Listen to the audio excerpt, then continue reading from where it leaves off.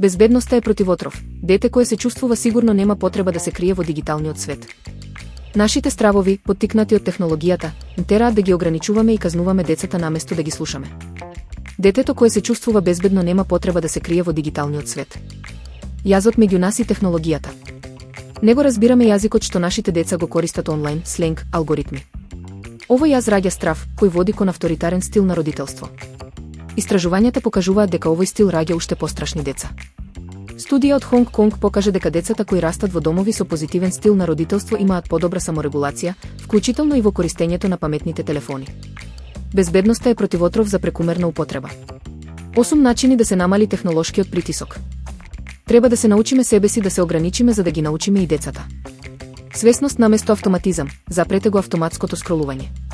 Критичко размислување, прашајте се кој има корист од содржината. Критично игнорирање, активно изберете што нема да видите, не кликајте, не одговарајте. Запознавајте луѓе надвор од вашиот меур, различните перспективи пробиваат алгоритамски џидови. Читајте книги, хартиени, бавно, тие го враќаат нервниот систем во нормален ритам. Создавајте дигитални ритуали, не одете онлайн патем, туку бидете свесно присутни. Прашајте се, како се чувствувам после ова, ако се чувствувате лошо, заменете го со вода, движење или излегување. Создадете тивки зони, го оставете си 1 до 2 часа на ден без телефон. Заклучок. Не можеме да ги менуваме алгоритмите, но можеме да го промениме начинот на кој им дозволуваме да влијаат врз нашите умови. Преку нашата свест, можеме да им обезбедиме дом каде што децата се чувствуваат доволно безбедно за да не бараат за солниште во екранот.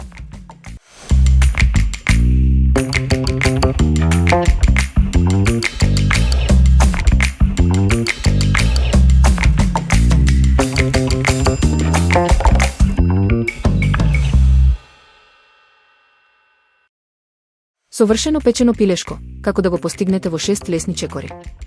Печеното пилешко е едно од највкусните јадења што можеме да ги направиме. Со правилна техника ќе добиете златна крцкава кожа и сочно месо. Еве ги 6 чекори што треба да се следат. Кожата мора да биде сува. Исушете ја птицата темелно со куинска хартија. Со ставање на суво пилешко во рерната, избегнувате губење време на испарување на влагата и добивате позлатесто пилешко. Намачкајте го со масло.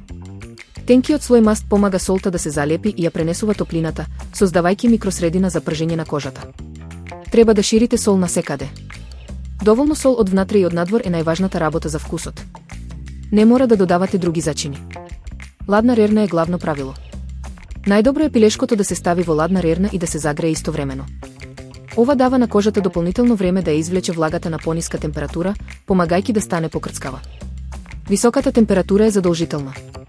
Пилешкото треба поголемиот дел од времето да го помине на висока температура, околу 220 степени Целзиусови, со ова се избегнува бледа и мека кожа. Користете термометар.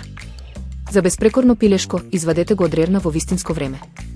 Кога ќе достигне внатрешна температура од околу 65 степени Целзиусови во најстудениот дел, пилешкото има доволно складирана топлина за да остане сочно.